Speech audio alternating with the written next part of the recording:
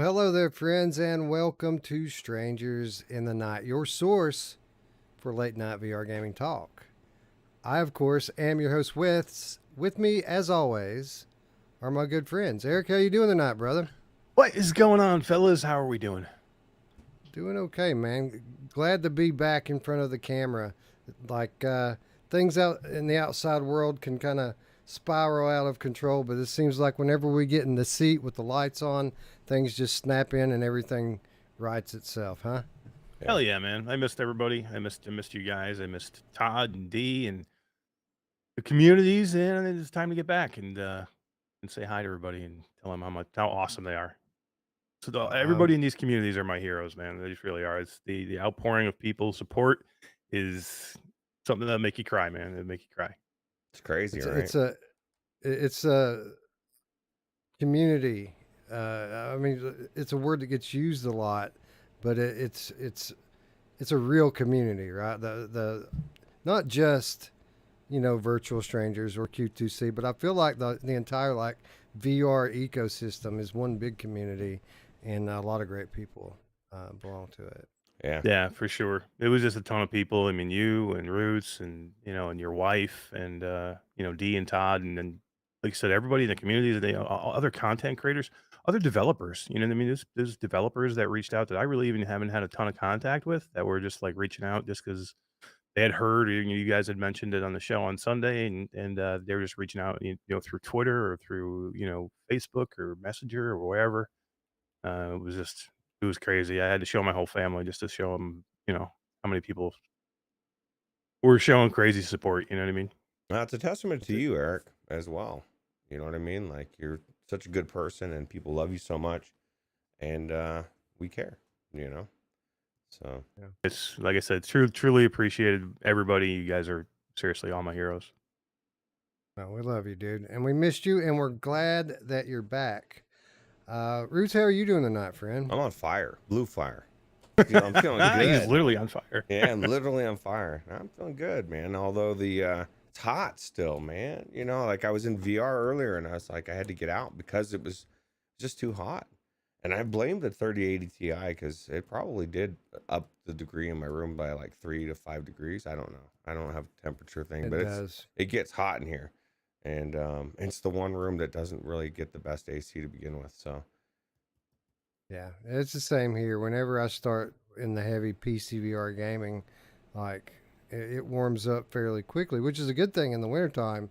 But when it's in the beginning of August, it's not the best thing, right? yeah. Absolutely. The Melon Game says they finally got a quest for their birthday. That's awesome. Hell yeah. You did it. Congratulations. Yeah. So I'd be glad to hear what you're playing, Melon Games. What are you going to do first? There's so many. Please great don't say games. Beat Saber. You just Guarantee it's everything on I the just list. said. I'd take back. I'll take all of it back if somebody fucking says Beat Saber. It's on the list, and then it- you it's kind of like when you don't have a fine taste for wine, and then you've been going to enough wine tastings for like 15 years. You know what's good, what's not. I've never been to a wine tasting, by the way. I'm just assuming that's how it works. Yeah, But it's absolutely free now, Eric. 100% free true. for your $100 more that they're charging you, but That's true. it's free. Yeah, it's amazing. Can't they give us like Asgard's Wrath or something? They gotta give us Beat Saber or Lone Echo. Well, they tried that. They tried that, and Remember- the existing owners got their Yeah. pitchforks out, so That they was had to debacle. literally give it away to everyone. Yeah, that was that. Yeah, Meta can't get out of their own way.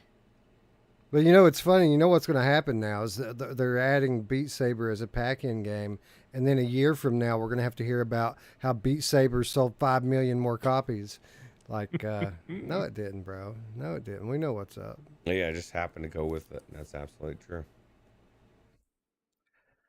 Anyway, guys, I feel like we're at the precipice. Yeah, with the next gen, it just feels like the announcements could start rolling in literally any day. Am I alone here? It feels like we're on the edge. Yeah, we're on the edge of everything, but yeah, absolutely. I feel like we've been on the edge for a bit. I'm surprised we haven't heard by now. We're gonna have an insane 6 months, I would say. 6 to 8 months is gonna be like back to back to back headsets, and I mean, who the hell knows? We could even see an Xbox headset coming out soon. That'd be Xbox, crazy. was it Moto, something like that? It That wouldn't was shock me. It seen. wouldn't shock me at all. Man, wouldn't that be something if somebody stepped up to be a direct competitor to PlayStation VR? That would be kind of crazy. That would be crazy. It'd be crazy because they've been doing nothing for 6 years. You know what I mean? I don't think it's going to happen though. I mean, they seem like they've been clear that they were going to focus on VR, but they were going to focus on the software for VR. Well, you're taking them at their word. Come on, it's Roots. 2022. Everybody's honest, right? Well, Well, it I'll came out just tonight remind. that Among Us had something in it. Among Us, the VR game Among Us, it showed VR headsets, and one of the headsets it showed was an Xbox Moda, I think it says Really? MODA. I So it have was, not heard that. yeah, it was reported by Jay Brat earlier. Tasselhoff had showed me something in our Patreon meeting tonight, so I looked at it very, very quickly, but it was there. And also something called the PlayStation Portal was in there as Mm. well. Well, you heard it here. Xbox VR confirmed, or maybe not. Nintendo's coming tomorrow. Yeah, exactly. I know Brad's kind of alluding to some things that are hitting his inbox, and he's going to stream a couple days from now, and I guess talk about some of it. But you know how it is, NDAs and secrets. I want it to all come out in the open. I want to know what's coming, so I know how much money I need to save. Yeah, for A real. lot. A Either way, it's lot. going to be a lot everywhere. Yeah. Yeah, And what a depends. great show you guys had on Sunday too, by the way, with freaking Brad. I mean, that was so good. No, that I was was only all able to Brad. catch a little bit of replay on it, but Dude, yeah, he it was really so good. on the fly with like information in the down low and just like pulling up extra shit. It was cool. It was too funny. I kept getting pinged in our our chat Oh, Discord yeah, for that's us right. with all his stuff. He was popping in there. I'm like, oh, like, what the hell is that? And I had to click on it. I'm like, what the hell is that? I got to click on it. That's cool. You It's got got the me inside excited scoop. for Bone Lab, man. Like I was, Mhm. I mean, I was excited for it, like any other big budget upcoming game. But now I'm really kind of starting to really look forward to it, and even the standalone version. Like I'm curious what they're going to be able to do. Yeah. Echo into the Future says they think that the price hike is more of a psychological play for Meta. I don't know. I feel like people don't realize like economically what's happening worldwide right now, and I think there's real inflation and there's like real problems, and there may be some psychological play to it, but I just think it's there's a lot of craziness out there in every market. I think it's twofold. I really do. I think it's twofold. I think number one, they want to make more money, and they can. They know they can. People will still buy it at $100 more. So why not get it if you can get it? And number two, they can't put it on fucking sale at $299 and $399 That's right. Yeah, ever. You can't. How can you afford to? You can't. So you know what? They'll raise it $100 today, and then Black Friday it'll be $50 off, or $100 off, or Christmas time, or they'll pack in 2 games or 1 game that they own, probably beat games, and pop pop 1 or whatever. They could do a million different things now. It gives them room to do things. So if you think this is going to be the only price you're ever going to see, you're crazy. You're going to see sales. It's going to go on sale for the original retail You're price. right. you'll be Exactly. excited about it. Oh man. Speaking of Quest 2, did you guys catch a glimpse of Red Matter 2? Looks pretty nice, don't it? Yeah, I'm still waiting. I still want to play the PC version. Yeah, I saw GT's video and looks pretty damn good, man. Looks I don't know, gorgeous, don't it? freaking Vertical Robot is so good, man. I mean, they did the same thing with the original one. They blew my mind with that game. I mean, they're gonna do it again with this one, man. I don't know how those guys do it, but just wish they'd push games out sooner than later. But yeah. Very impressive from what I've seen so far. And yeah, we should have that one any day now. And I can't wait. Anyway, we have a lot to get to, so why don't we say hello to our friends in chat here. Wolveraza, it says that inflation is not controlled by those that control the price. It is not a natural occurrence. They make choices This one I can deal with. Mhm. LOL. Yeah. Fluke Rogie is in the chat. He says Stan LaRoque in the Lynx R1 update said he wasn't surprised at the Quest price hike. Things are costing more. Lynx R1 will have to have a higher launch price, and other headsets will follow suit. Yeah, man, everything costs more. You can see it anywhere. It doesn't matter what you're talking about. Everything costs more now. And you know, wages will catch up to that. It hurts in the short term. The economy will adjust. People will get paid more. I mean, our grandparents paid a nickel for a Coke. They're $1.50 now, right? But in terms of value, it's the same as it ever was. It's just an adjustment period. It's an invisible tax, is what inflation is. When a government wants to spend its way out of an economic downturn like the one we had with COVID, that they just inflate the money supply, and then you have to pay for it in the period up until the time that the wages increase sufficiently. It's a hidden tax that everyone has to pay, and unfortunately, the VR community not exempt from this tax. Yeah. It's awesome. It's time. It's time, right? I mean, it's okay. I mean, it's okay to have a little bit. You know, everything can't be super cheap. You know what I mean? It's not sustainable. Right. Yeah, that's true. And then they're still taking a loss. You know, they're still taking yeah. a loss. You know they are. This makes me nervous for PlayStation being the price that everybody else. I mean, I've been saying it's going to be more than most people have all along, and man, this makes me nervous to think that maybe I'm right. I don't want to be right. Trust me, I'm going to have to buy my PlayStation VR just like everybody else. Nobody's sending me any headsets from PlayStation. I guarantee it. So I want it to be freaking $300, but I think it's going to be $5. I've always said $5's kind of the limit on it. I don't see the headset costing more than the console. But what I didn't factor into that statement was the fact that the console may get a price increase too. Yeah, right. So if Holy the shit. console goes up to $6, then I think I have to adjust my headset speculation as well up to $6. But I think whatever the disc version of the PS5 costs, that's kind of their limit with this headset. I don't see the headset costing more than the console itself. Yeah. Traveling Man is here, as is Echo Into the Future. Mepper is here. Guido is here. Good to see you, friend. The Melon Games. What's up? Cheeto Wendy's here. Roots. Nice. Well, who doesn't love Cheeto Wendy? I love Cheetos and I love Wendy's. So that kind of works, you know what I'm saying? Absolutely. Marcio the Zenith Addicted Game Cat. What up? Good to see you. What's up, Tatum? What's up, Phil Yarn? Neon Engine in the house. Good to see you, friends. Midlife Kid is in the chat as well.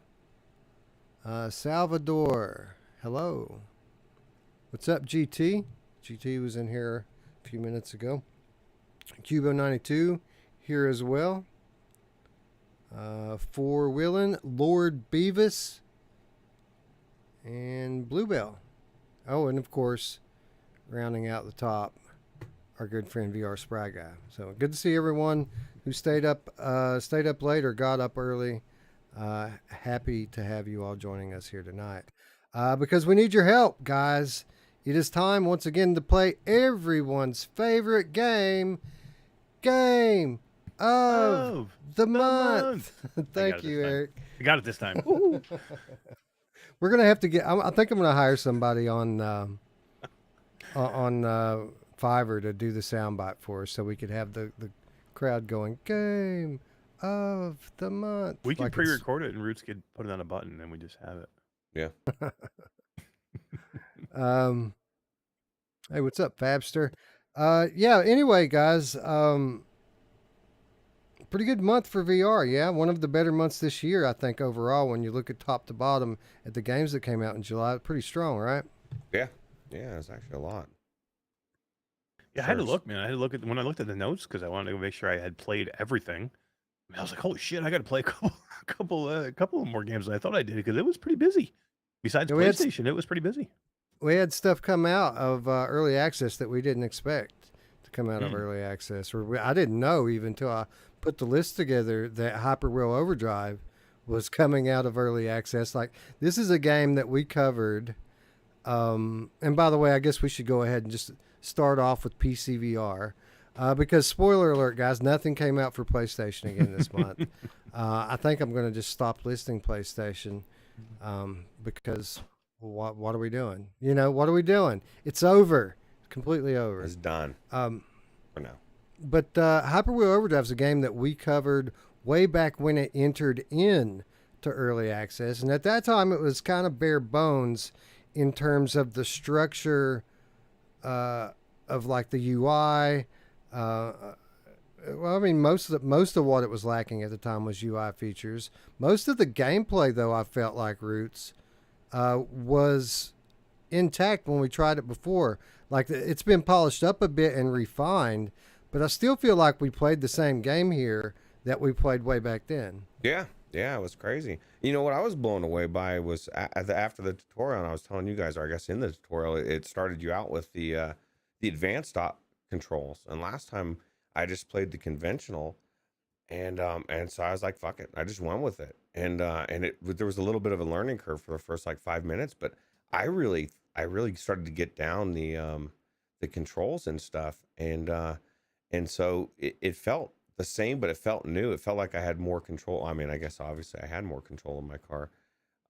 But yeah, I think everything felt like as intact, if not better, as it was before, for sure. All right, so I feel like we need to lead the discussion off for Hyperwheel Overdrive with a few caveats, a few things that people need to know off the top. 3 of them. First of all, it's going to take you a minute to learn how to play this. It's not something that you're going to just pick up and play. There's a wealth of options, whether it be control options or comfort options. You can configure this game however you like, and you're going to need to, because the second thing I want to tell you about is this is not for you if you don't have your VR legs. Even on the highest comfort settings, this game is off the chain. And when I say off the chain, I mean your acceleration is 0 to 150 like that. And if you hit a bump or a ramp or anything, you're spinning, bro. And even in third person, it's really disorienting. And if you're new to VR, that could be quite uncomfortable for you. With that said, though, again, it's fully configurable. And you know, Eric, I made the mistake when I went into it tonight. I forgot how it was last time we played it. I went into the settings immediately and just turned all the comfort stuff off. Just the first thing I did, and man, I regretted that one pretty quick.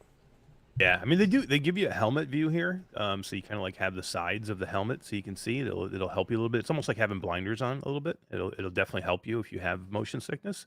This game reminds me of Rolomech. So if you've played Rolomech and you were okay with that game, or if that game helped, kind of trained you a little bit, this will be no problem for you, because Rolomech was worse, man. That game was a puke fest.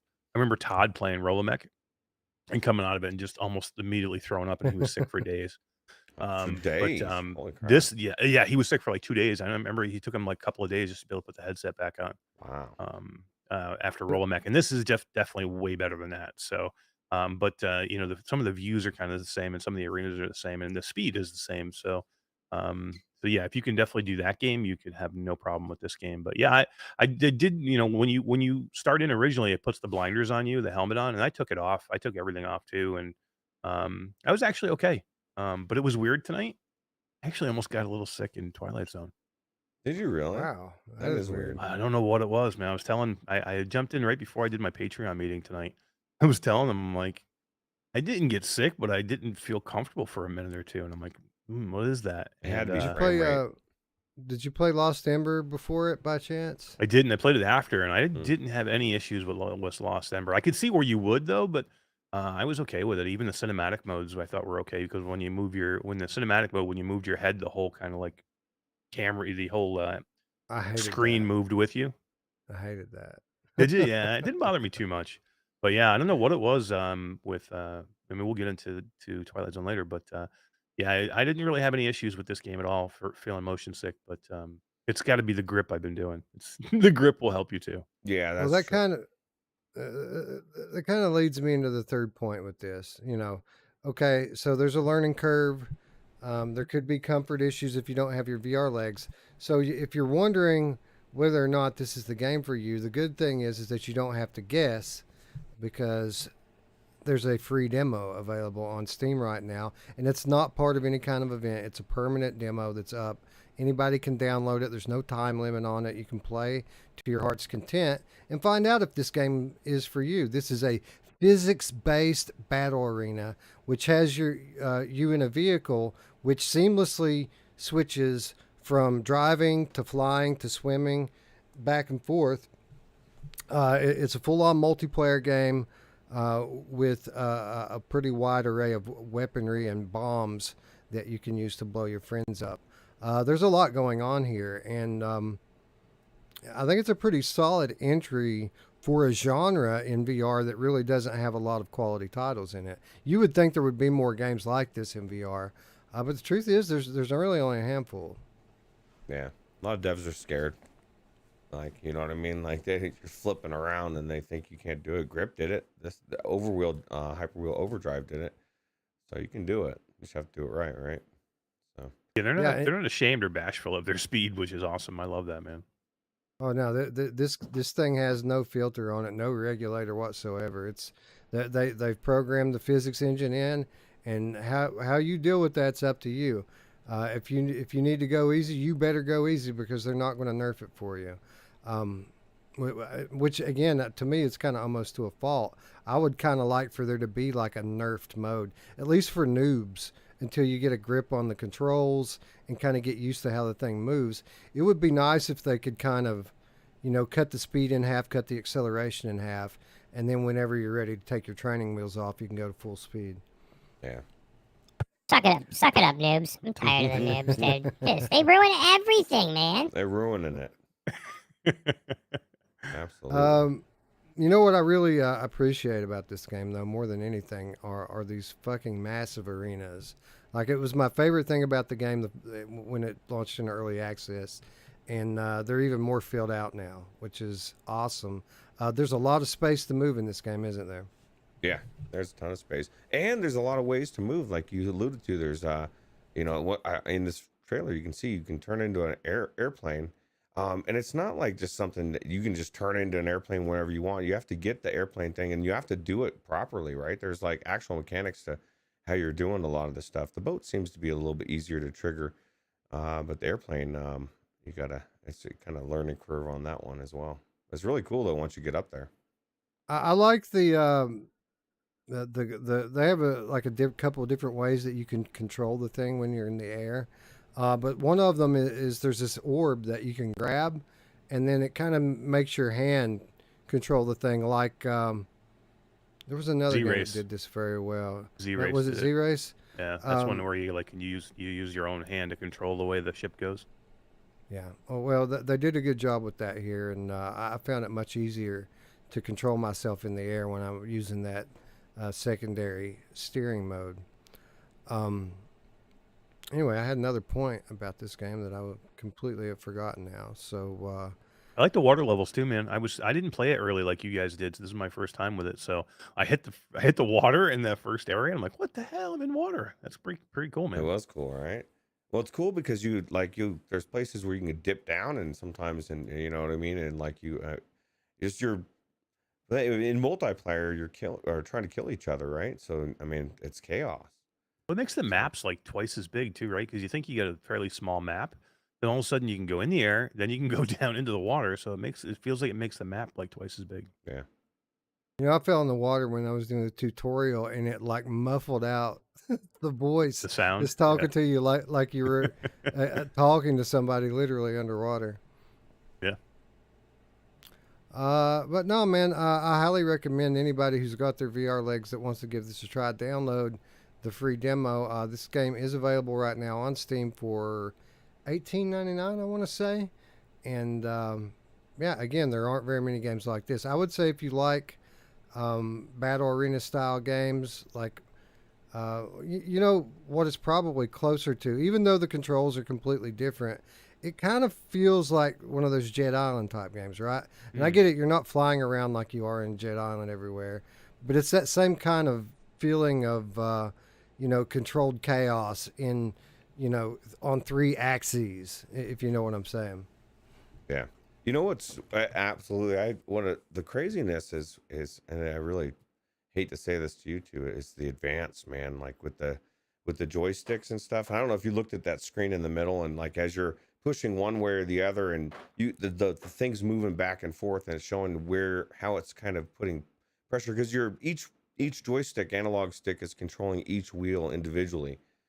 And so it sounds like that would be crazy, right? But if you push outwardly on the joysticks, it gives you like this control, and you can actually on a spin on a dime. Like I was doing maneuvers I never did the first time, Wes. It was like so I would imagine you get that in the environment of the multiplayer, and you've got all these things. You got bombs, you got your gun, you're grabbing all these things in real time and trying to do them all. It's crazy. The rockets, right? You get these rockets, you load them into the gun, and you can either use both hands or single-handedly with the A button. They give you a lot of options on that, but there's a lot to master. But once you do, I guarantee it's going to be an amazing feeling in a battle stance, right? So Anyway, again, free demo available now on Steam. Definitely one of the better releases to hit Steam this month. Highly recommend you all check it out. It's free. right, It's free. Yeah, Come right. on. And if you want a game that helps you get your VR legs, you'll play this for like 5 minutes every day. If you don't have them, it'll help you. If you Yeah, can play that, you can train yourself to play this. You can play anything. absolutely. I will agree with that. Anyway, another game that's been on the Steam list for some time that finally made its way out of early access this month was Compound. This is a game that I've been aware of as long as I've been a PCVR gamer. A game that has built quite a reputation upon its free demo, which is available on Steam and has been for some time. You know, as highly touted as this game has been throughout its very lengthy early access period, this is one that I never played before today. I got in there for the first time today and played through a few levels, and I liked it, man. I liked the variance in the weaponry. I like how the levels continually change up. Roots, I gotta say, I'm kind of glad I waited on this one for the finished product because for what it is, it's pretty polished. Yeah, I was blown away. I've been in it before back in the day, and I went in again today, and I couldn't believe how good it was. It just everything works, everything feels good, and it feels old school, right? And I played the hard mode, which you get to drink that bottle to get to, and it's crazy, man. Everything's just super fast. It's really cool. Eric, what I really liked about this, you know, we've had these kind of retro inspired boomer shooters uh, come semi frequently to VR. Um, but this one kind of has a different look to it. Like, whereas some of the other ones, most of the other ones, kind of have like a 16-bit art style to it from like Super Nintendo days. This one is a bit more simplistic. Not that it looks bad, but this looks like an 8-bit NES world that you're in, doesn't it? Yeah, I mean, it's super reminiscent to the game we played last week, which was Shock Troops. I mean, it kind of has that feel to it. And I was the same with you, Wes. I never played this game before. I knew of this game forever. I knew there was some people out there that absolutely loved this game. It was a MAME fan who absolutely raved about this game, right? Or still plays it, I think. Yeah. So I mean, there's people out there that absolutely love this game. It's just not something I ever got. I had access to it. It's not something I ever jumped into for one reason or the other. So I was like crazy. I'm like, this is great, man. I don't care what the game looks like. If it's a shooter and it shoots and it plays like a great shooter and it's like a roguelike where you get, different options and weapons, I love it, man. It's really good. The enemies are varied. The levels are crazy. The art style, again, I think this is an art style I love the way they do this, man. It looks so good. You know, it's really reminiscent of games that you played way back when on your, you know, on your 8-bit or, you know, console. It's just done so well. And Yeah, the gameplay's great. yeah, the gameplay is what makes the game. But there's a lot of coolness in all the other facets as well. But again, Roots, um, I think kind of what really endeared me to this game um, was the variability in it. Like it's not the same game. It's a true roguelike. Everything shuffles up whenever you die, and the levels are completely randomized. Outside of the aesthetic and the enemies, it reshuffles every time, and there's a good amount of modifiers that you can apply at the front end. And as you play through the game, you unlock more of those. Yeah, the mutations that there's all sort, like you said, weapons, mutations. There's a lot of variables. The enemies are switching up. Like it does everything right. It's like there's no, at least for me, I haven't found a place where I've gotten bored yet. And there's like actual boss enemies, right? So Yeah. I feel like this is like, again, I say this about arcade and about shock troops, but this is another game where I feel like I got sucked into the video game. And how cool is it that your first gun you get is right there? You smash an emergency thing and get that gun. I kind of like that gun over everything else a little bit, although it's not as fast. They forced an upgrade on me with that gun. Like when you start off, you kind of have this infinite laser blaster that overheats.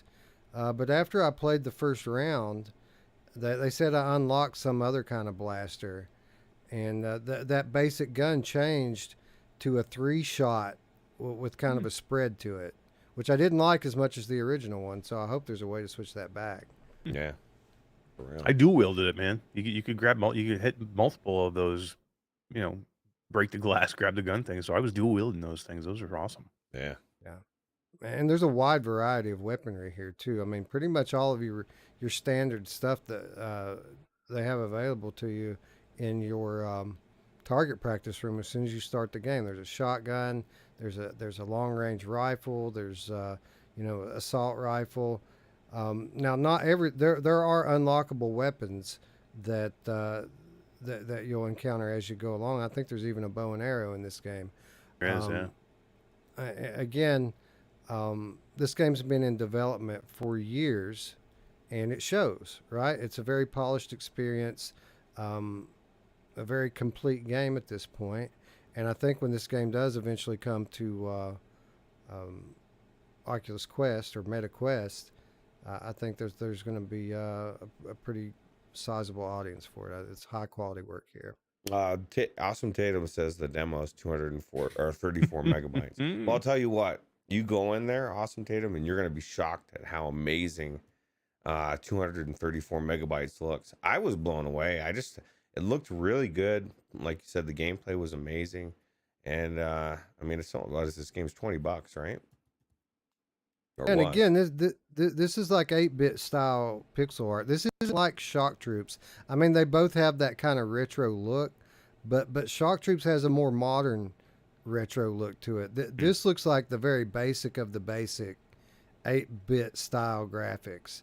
I mean, this game could have came straight off of the original Nintendo, as far as I'm concerned. Like it looks legitimate, like it came from that era. Yeah. Shock Troops is like the same thing, but it's like super clear and like it's like if you took this game and you just like, you know, took a washcloth and just made everything super clear, that would be Shock Troops. That's the difference for me.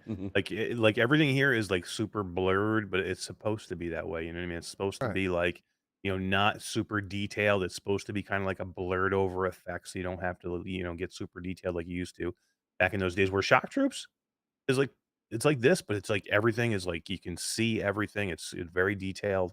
You know, the textures are there. That's I think the difference I see. Yeah, Shock Troops reminds me of an old like PC boomer shooter, like something you would have played on a 486. You know, pre-Pentium boomer shooter, where Compound seems like an old console shooter. That would be my best way of describing it. It's an art style choice. They both kind of land in the same genres, and they're very similar in a lot of ways. But there are differences, and that just feels different, right? It just feels a little different. Yeah, I like the health too. The health here is like a hamburger that you when you go get your health, and was in Shock Troops, it's like the heart, right? So it's Yeah, definitely both of those are like really throwbacks. I think it's cool. yeah, love it, love it. Anyway, another free demo available for this one. It's $20 for the full game on Steam. Again, if this looks like something you might enjoy, it's free. Check it out. Yeah, free is good, right? Yeah, free's always the best. Looks like my favorite price. $3.99. Another notable title to hit PC VR this month was the VR version of traditional. I don't know, what would you kind of call this game? It's almost like a walking sim. It's a story-driven narrative game, Lost Ember. Um, and knowing that going in, guys, like I didn't have a lot of expectations for this game going into it. I wasn't even really all that sure if I was going to like it. But I got to say here, Eric, I was actually pleasantly surprised with the journey. I mean, in the gameplay, it's almost non-existent here. As far in terms of like challenge, or at least what I've played. I guess I should give that caveat. I haven't played very deep into it. I played maybe an hour or two of it, but I had very similar vibes to like something like Stray, right? Yeah, this game blew me away, man. I love this game. I cannot wait to get back into it. I wish I had started it earlier. I have about the same, maybe 2 hours, 2.5 hours. But it was to the point where I didn't want to go back and play. I didn't want to play anything else. I wanted to stay in this. I don't know if it was because it was, very topical for me right now, but this game is amazing. It's about a lost soul trying to find its way into heaven, basically. And there's a whole background and there's a whole, like culture and history to this. And then the controls are what get you. It is like a walking simulator, but walking simulators that have you basically just walking can be boring.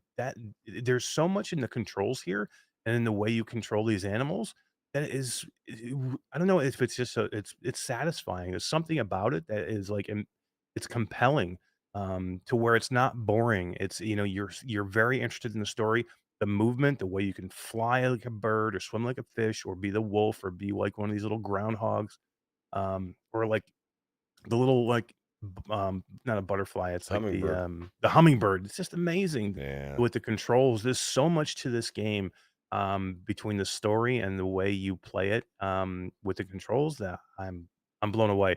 I can see where I would not wanna play this flat, though, because this game, to me, is meant for VR. Yeah, it's nice to be able to experience such a beautiful game in full-on immersive VR. So I'm really glad that they made the trip over here. But I think beautiful is kind of the best descriptor I could give of this game. Like it tells a beautiful story. Again, as Eric said, you're kind of um, you're kind of this spirit animal that is being accompanied by another kind of lost soul, and you're working together to make it into the afterlife. And again, there's a story behind it. You kind of have to figure out what happened in your past to make it to where you're going. So it's a beautiful narrative. It's a very beautiful world. The landscapes are stunning, and it really looks beautiful in VR.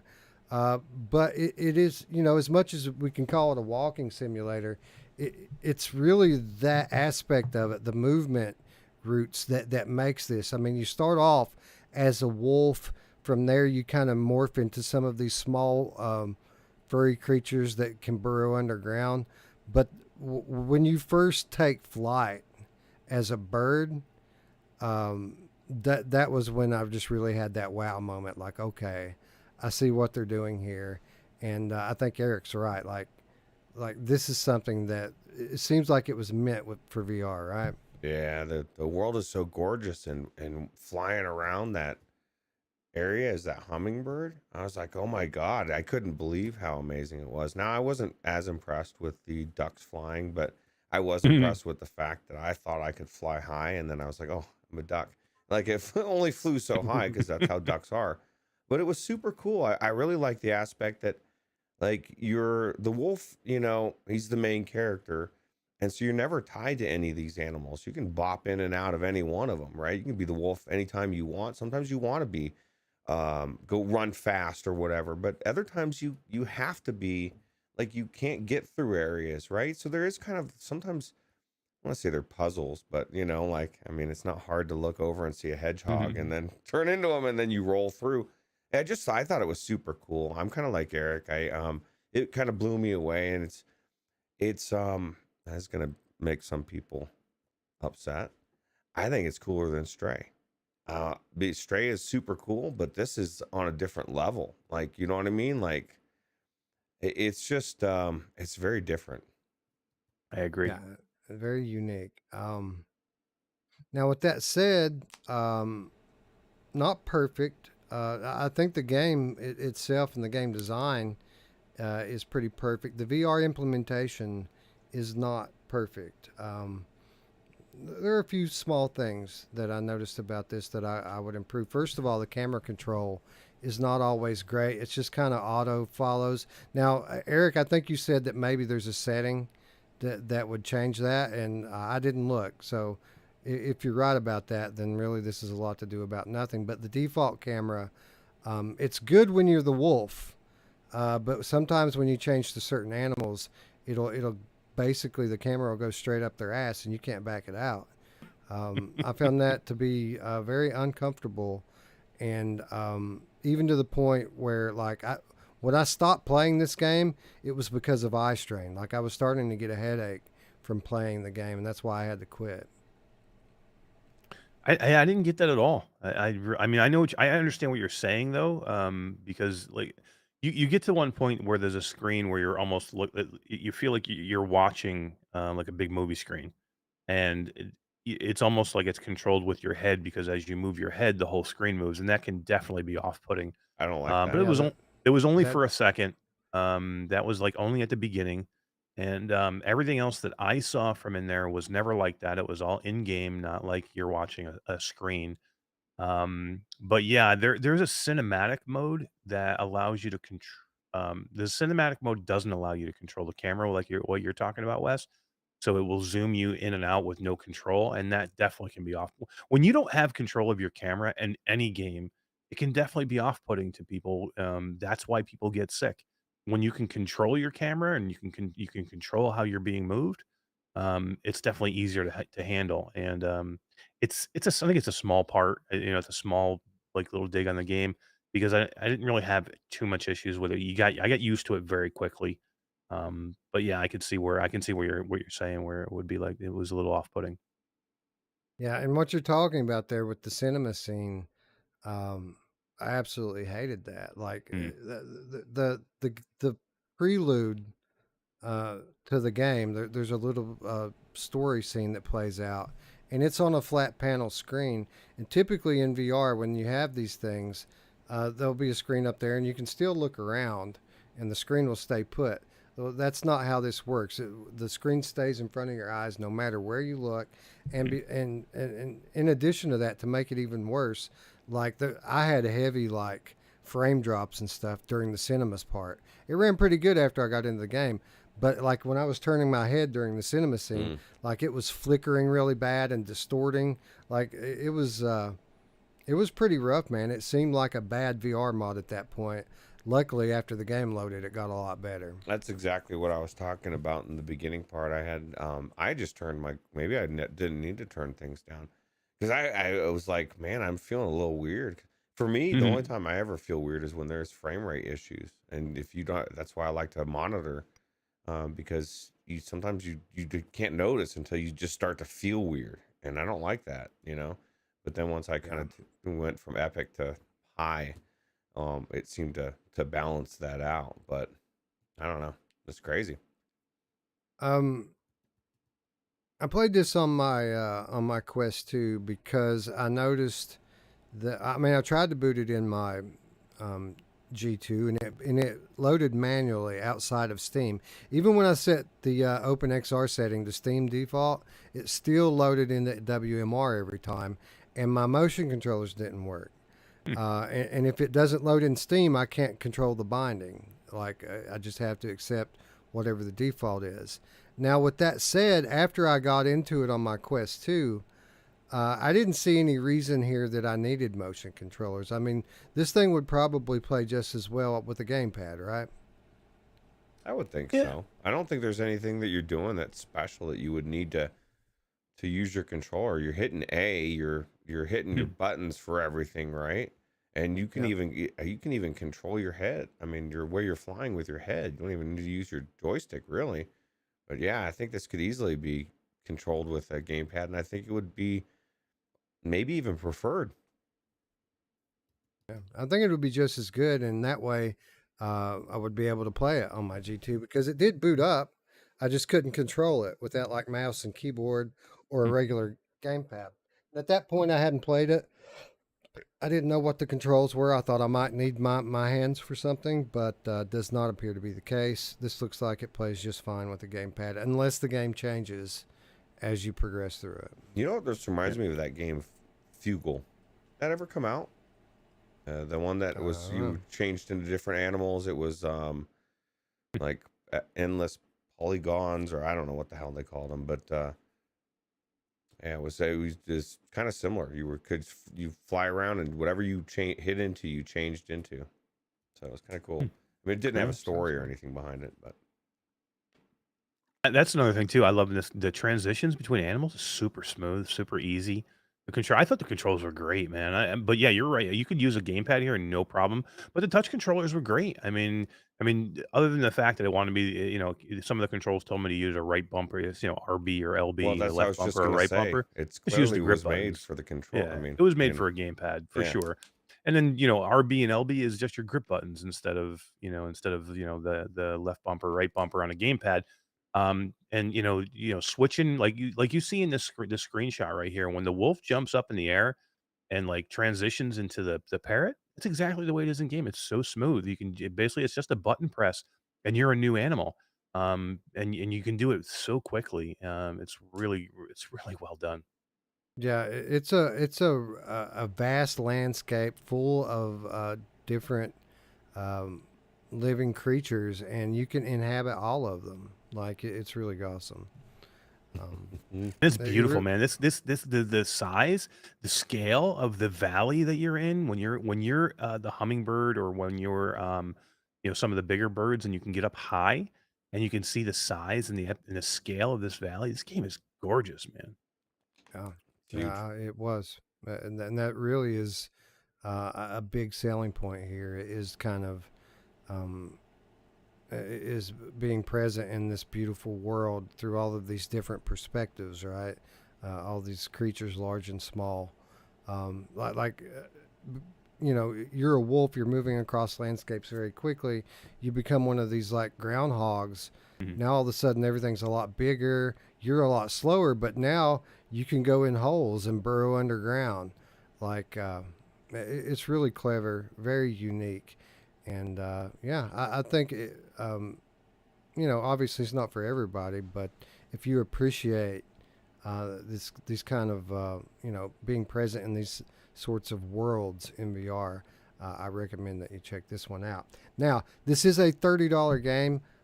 You get both versions. You get the flat version and the VR version together. If you buy one, you get the other automatically.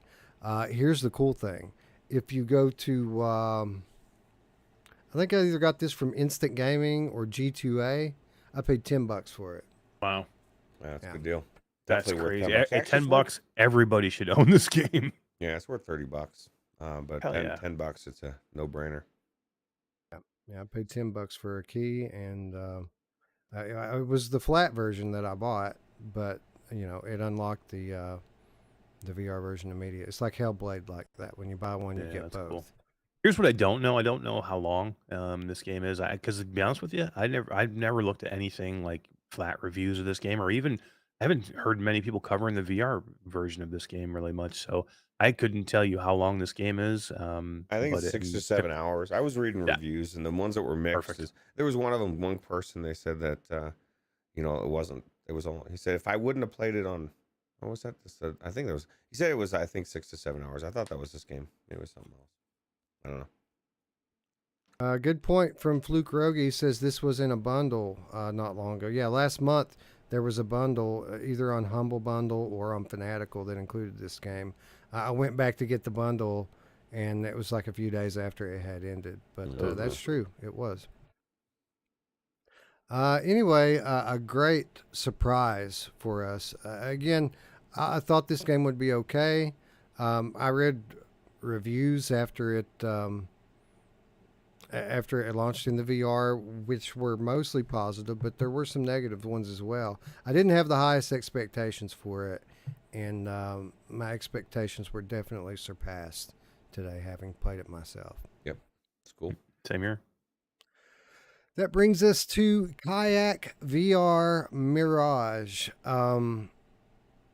It's another one that kind of skirts the line with the definition of the word game, right? Because you're not doing a whole lot here. Now, of course, there are time trials where you can race against your friends' times, but I kind of feel like this is one of those situations, Eric, where they kind of tack some stuff on here so that they could technically call it a game.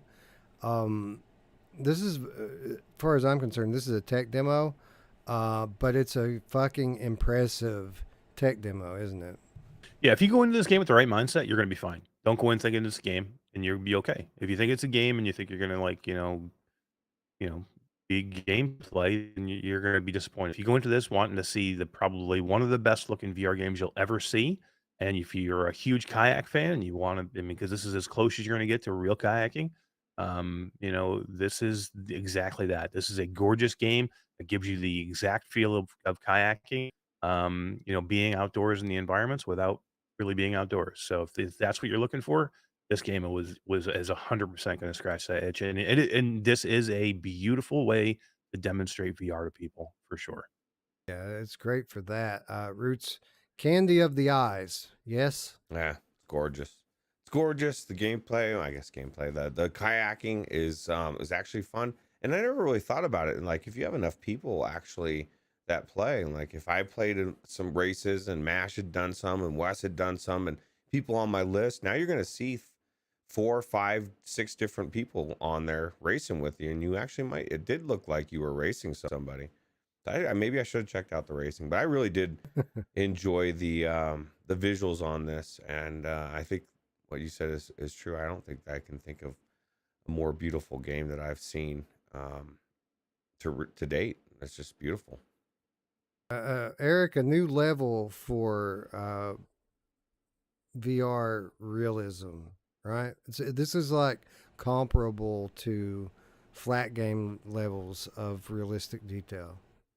Yeah, I mean this game gives you hope as to what we are going to be seeing moving forward. I mean, think of real VR fishing. If they could take the real VR fishing mechanic and put it into this game, and you're in a kayak and you got a fishing pole and then you're fishing, I mean, that would change this whole. That would make it a game. Then you got things to do. It'd be amazing. Or if you were a kayaking like in Phantom Covert Ops, and you get out and you can stealth and shoot people, and now you're on land. I mean, this will give you a great idea of exactly what the future can hold for virtual reality and what we might be seeing.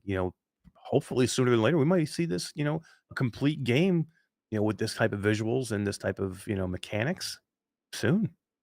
Yeah, very soon, as in Horizon Call of the Mountain. Like, see, when I play a game like this, Eric, what it makes me start to picture in my head is what it like an Uncharted VR might be like on next gen PlayStation VR, where you're traveling through jungles. There's a part that's not passable on land, so you kayak to an island or something. Like that's what I see when I play something like this, and we've got a lot of experiences like this through the Gen 1 of VR where, the scope of a title is very limited but done very well. I think what Gen 2 is going to show us with regards to games and software is we're going to see all the bits and pieces start to get put together. And when you think about something like this in that context, I mean, put this kayaking together with like the swimming and freediver and the climbing from the climb, Oh my god, and now dude. and now You got a wrap game. like a yeah, that's a game, right? And then and then think about what Hubris is going to be. Like, you Right. know what I'm saying? Stuff like this really gets me excited for what we're going to even see in a year or 2 years from now. Yeah.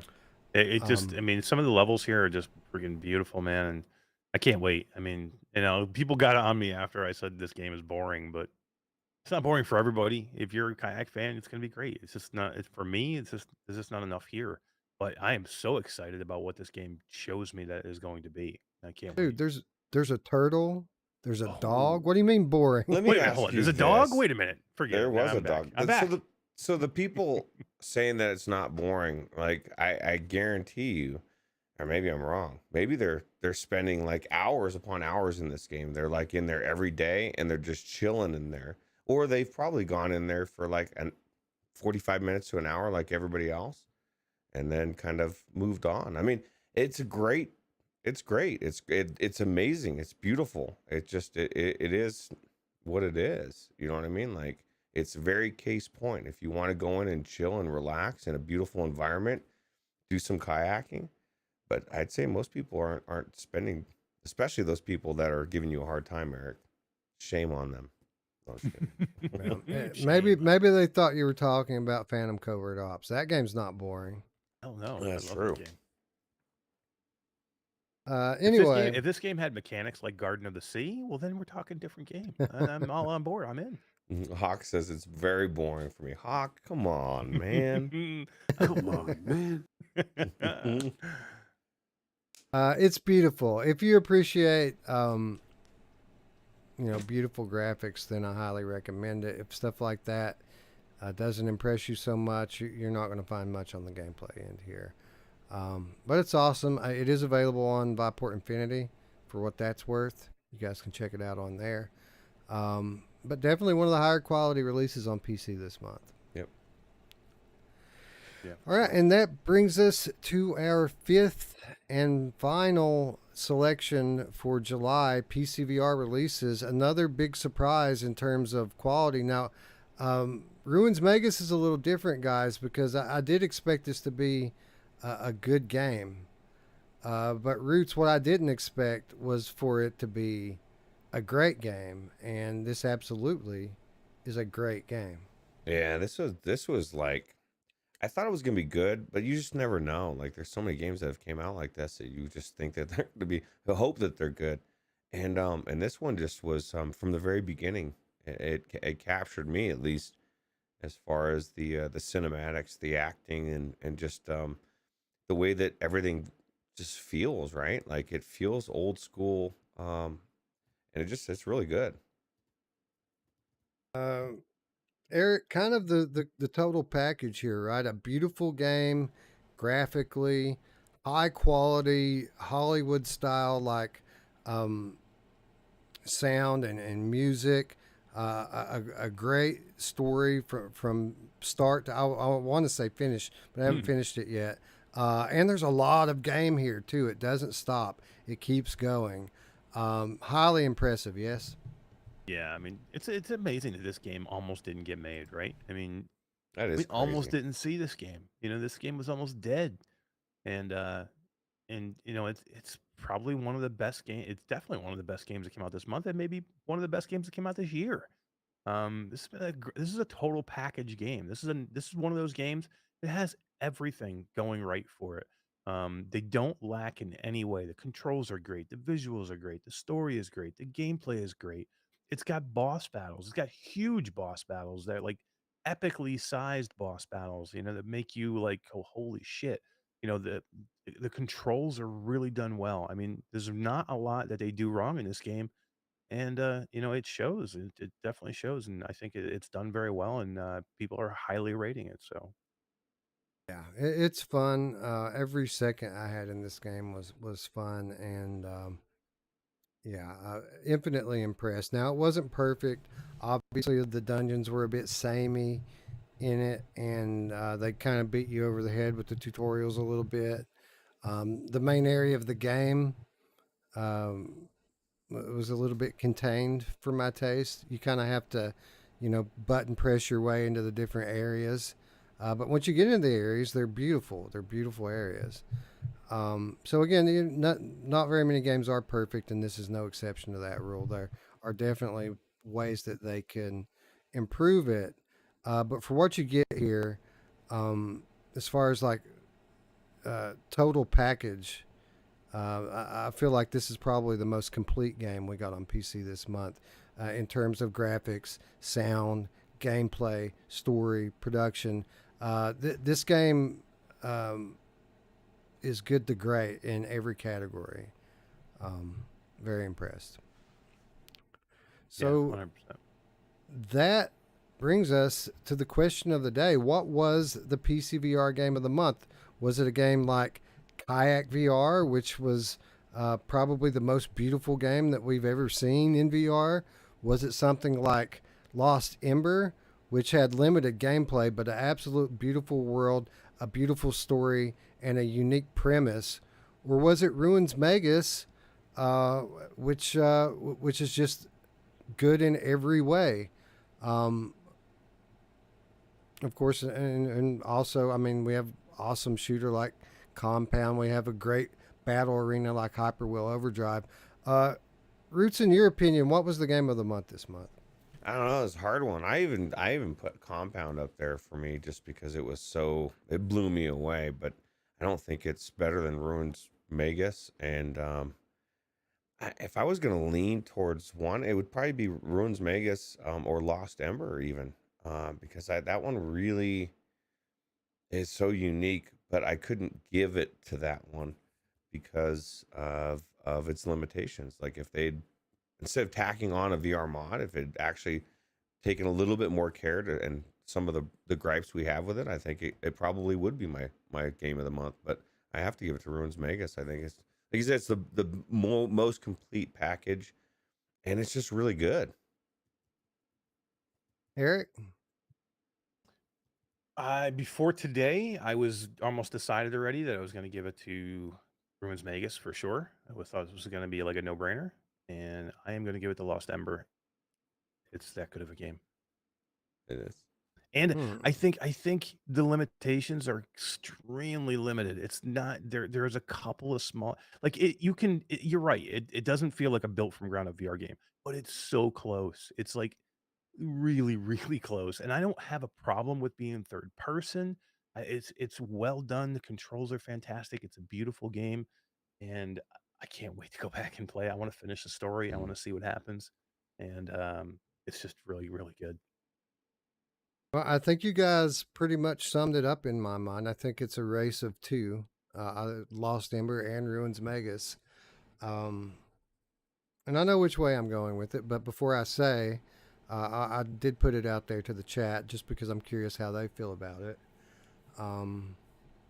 But I don't think we could go wrong in either way here. And I almost wish, like you said, Eric, that we had we'd gotten into Lost Ember a little earlier than just a couple hours of it today. I'd like to see a little bit more of the game and see, because like there's potential here for some challenge with regards to moving forward in this world. In the early parts of the game, like Roots said, they make you inhabit certain animals to get through certain areas. But in the early parts of the game, there's no question what you're supposed to do. You reach a roadblock, there's an animal in front of you, inhabit that animal, and you make your way through it. There's potential here as we move on through the game that we could get to areas which it's not so clear how to proceed. And there's a number of animals, and you kind of have to trial and error your way through it to find your way through. If they do stuff like that, it would add a level of strategy and challenge to the game that we haven't seen yet, and I feel like it would add a lot to the gameplay. But we don't know. That's just pure speculation because we've only got a couple hours in the game at this point. Yeah, and I want to see what other animals like. I saw a fish in there for sure. I didn't get to the fish yet. I know that there's a parrot. I mean, I would like to see what other animals that we can get to as well, and see how that changes it for you, because the fish is going to be in a crazy way to maneuver throughout the world, and I want to see what that's going to bring, and what other different views I get to to do that way. And Fluke Rogi makes a good point. He says Lost Ember is too much of a VR camera slapped on a flat game without care, in my opinion. It's a good point, but I'm going to make it the opposite way. I'm gonna make it this way, that this game should only be played in VR. To me, this is a VR game that has a flat game slapped onto it, because there's no way that I would ever play this game flat, but I guarantee I'm gonna finish this game in VR. It's that good. To me, this is a VR game that they should have made from the ground up in VR that they slapped a flat game onto. And if VR was more mainstream, they would have made this game just in VR. Well, what I'll say here is when I look at this choice, two quality games, two quality titles that came to VR, I look at one and I see a great VR game. Well, I look at the other one and I see a great VR mod. And that's kind of what Lost Ember feels like to me. It feels like the best Luke Ross mod there is. You know what I mean? So yeah, if you're asking me what the PCVR game of the month is, I got to go with Roots and I got to go with the chat. Ruins Magus was an exceptionally good game this month. Now, not opposed to having an honorable mention / runner up here. That way we can finish the game out and revisit it at the end of the year. You know, when you look at game of the year at this point in August, it's a short list. There's 4 games on the list right now that are legitimate contenders. I feel like, I'm not saying I feel like either of these games are going to win, but I feel like both of them really could probably be in the conversation. So, what do you think, Roots? Do you think we should bring both of them along? I think so. I was going to suggest it as well. And I know Eric already said he wants to finish it. I was the same way as you, Eric. I didn't want that. This is the one game, Lost Ember was the one I didn't want to stop playing. And but I had other games I had to get to. So I think that answers the question. Ruins Magus, PCVR game of the month, and a firm runner-up spot for Lost Ember. For those of you who don't know, we just kind of alluded to it. The reason that we do game of the month is to nominate games for game of the year during our big year-end blowout. And guys, if we're cutting out December this year, like we said we were going to do, we've only got a few months left. And right now, I feel like we've got for PC, we've got actually, shit, on PC we don't have that many. I was counting titles that haven't made their way to PC yet. So with PC, I feel like we have Green Hell, we have Wanderer, and we have Hitman 3. I feel like that's the list for PC this year, and now Ruins Magus and Lost Ember can be added to that. So again, the reason why we do Game of the Month is to nominate games for Game of the Year. If a game gets named a runner-up, the way that we just named Lost Ember the runner-up, it also gets nominated. So it's kind of a way for us to push it, kick the can down the road, and revisit this at a later date. So if we do play Lost Ember and end up saying, wow, man, this was a lot better than I thought it was, then, it's in the conversation. It still could be Game of the Year. Wanderer, do you think I should go back to it and play it with the 3080 Ti? Oh my god! Max was like, he didn't even let me finish. He's like, yes, dude, get in there. There's not many games that I can finish. There's just, especially long games. And Wanderer is one of those games, man. It's a long, hard, not an easy game, especially with the puzzles late. But it's rewarding when you get there, and it's freaking a great story, and it's really, really good. And more people need to be playing it. It's one of the best games in VR. I absolutely think you should have already finished that game, Roots. I was waiting for the 3080 Ti. It's gonna be beautiful, man. I haven't done it with mine either, man. I might have to get back into it. But Wes, you're 100% right. I think we're lacking in games for PC. Yeah. And I think we're lacking for games all around. For games that you're going to talk about for Game of the Year. I think because you're going to want 10 to 12 for each platform that you can talk about for Game of the Year, just so you have some variety of games. And I'm not sure if we have 12. Hey, I'm So I'm good with having 3 and 4, man. Maybe we can get off the air before 12 hours rolls around No, this we're time. See, you 24 got. I want to hour. go longer. Yeah, You want to go me shorter. and Max are pushing for longer, and Wes is like, dude, Yeah, we are cutting it. We're shortening it. longer, You and we do it in Christmas jammies. Mm, My you vote. and my we mom. tried. Anyway, yeah, it's been a slow year for PCVR. It's been an even slower year for PSVR. I mean, we've only had 3 to 4 months out of the year that had any releases on PlayStation. The good news is the games that have come to PlayStation VR have been bangers for the most part, just not very many of them. But Quest 2 is a completely different story. There's quality releases on this platform year in and year out. This is definitely the year of Quest 2, and I feel like this month is a perfect example of that as we kick off the Quest 2 conversation with another awesome retro inspired boomer shooter, Shock Troops. And this is a game, I'm not going to spend a ton of time on this one because we just covered it last week. But I mean, top quality. It's the same genre technically as Compound. But Eric, this is a very different game, isn't it? It's so good, man. This game is great, and I went back into it today because I wanted to play through a few more of the levels. I got through the third level, man, and there's so much there's hidden stuff in here, Wes, that you have to go find. This is not just a mindless shooter. I mean, there's exploration here that I didn't realize there was. There's upgrades to you that you can get to each one of your characters, and there's different characters that you can use that have different things. There's so many different weapons in here that you can get. So there's way more here than I even realized when we played it last week. Um, the enemies start to get varied and change as you go through, and the environments change rapidly from like volcano worlds to like the indoor space station to like an outdoor um like a grassy hilly world, and like an outdoor world. It's just really well done, man. It gets better looking with every level too. But is it worth That $40? No, that's what's crazy. It's $10, man. For everything It's you 10 just bucks. said, $10. I don't know how he does it, dude. That's crazy. Yeah, it is crazy. And, even though they're both technically the same genre, this and Compound, I feel like this seems like a much more advanced game. Now, I'm not saying that it's a better game, so guys, don't kill me in the comments here. It's a very different game. I feel like Compound feels more like it's putting you in an old school game, where I kind of feel like Shock Troops feels like a more modern game that has kind of a retro skin pulled over it, right?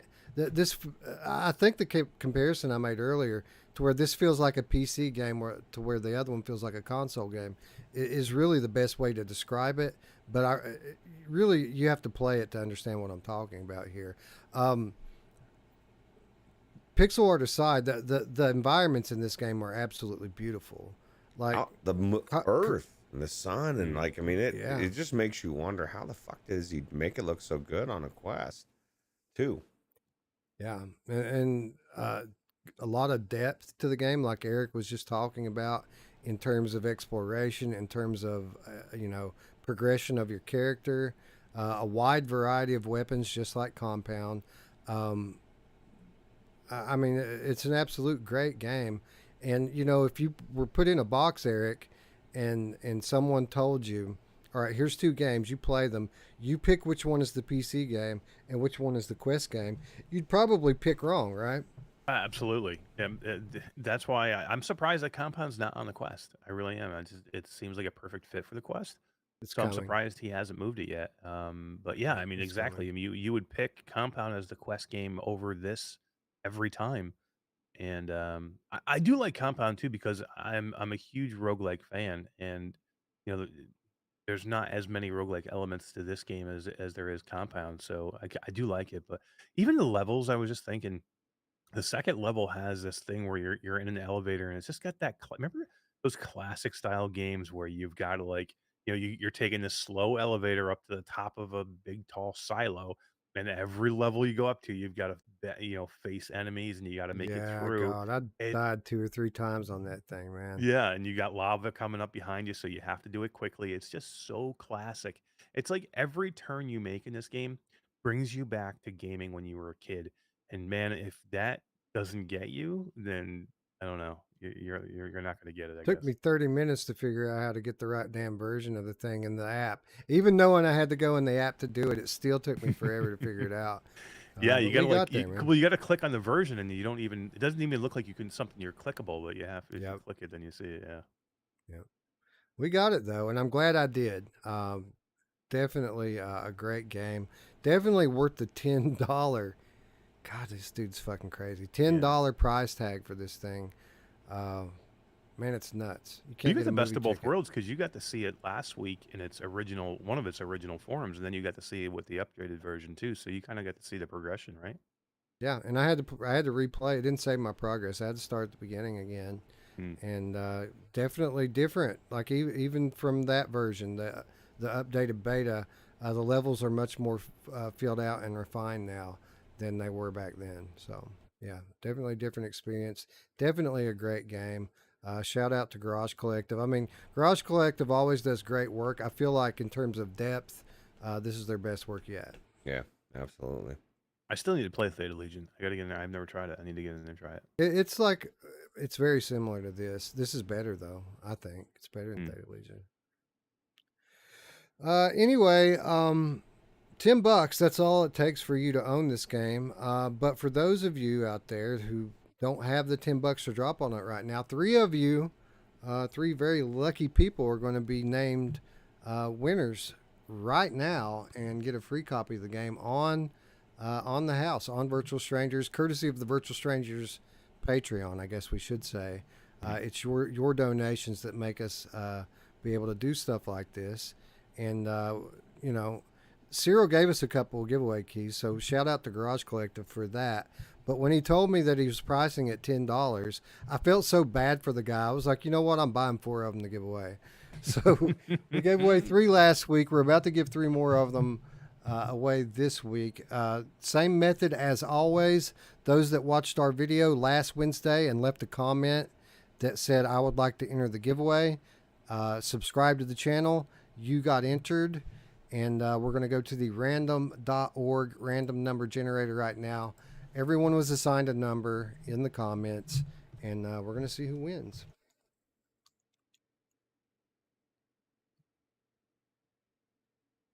Hopefully Radio Run's not in there because I guess there's spiders. Yeah, kind of. They're 8-bit spiders. Come on. Oh yeah, they're 8-bit. You're okay, Radio Run. Come on, man. Come on, All right, man. so Come on, man. the first winner is number 7. Lucky number 7. I love that guy, number 7. He's the best. Let's take a look here and see if we can find Paradise out who the hell that Decay. is. Oh wait, here. Yeah, he's number 7. Awesome Tatum. Maybe it's echoing.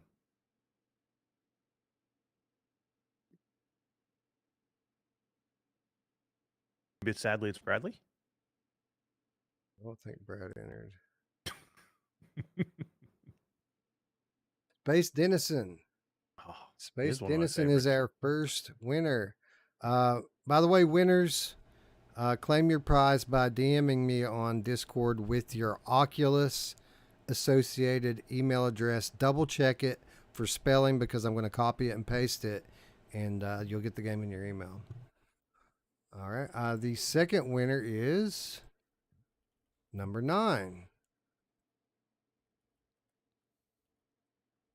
Warmark. Congratulations, Warmark. Again, send me your Oculus associated email address, and we will gift you a copy of this game. And the final winner is number 11. Perfect. 7, 9, 11. Yeah, increments, right? in order too. That's kind of It's a sus. conspiracy. No, I'm just kidding. It's a conspiracy, man. Conspiracy. 7-11, 9-11. Come on. Oh my God. 33. I'm out. I'll see you guys later. Wormsworth. Congratulations, Wormsworth. Who doesn't? Who doesn't love Wormsworth? So Wormsworth, Warmark, and Space Dennison, congratulations. Again, DM me on Discord. Give me your Oculus associated email address. Double check it to make sure it's spelled correctly and that it's the right address. because I'm going to copy it and paste it. We're going to buy a copy for each one of you, courtesy of our patrons and people who super chat. Again, shout out to all of them, as well as Garage Collective. You're all awesome. We love you. Oh yeah. All right. So now that that's out of the way, let's get back to Quest 2 game of the month, because it's an interesting conversation this month. Lots of quality